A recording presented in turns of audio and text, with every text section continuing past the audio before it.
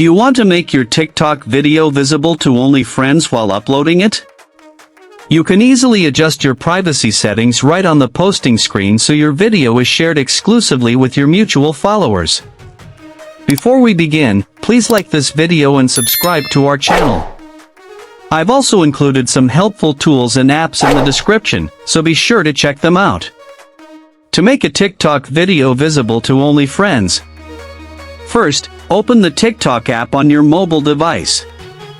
Once you are on TikTok, log into your account if you have not already.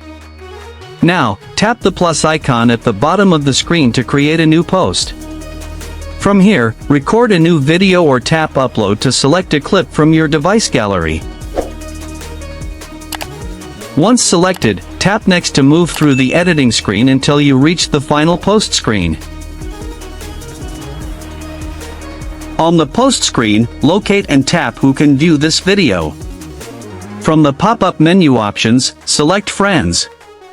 On TikTok, friends means followers that you follow back.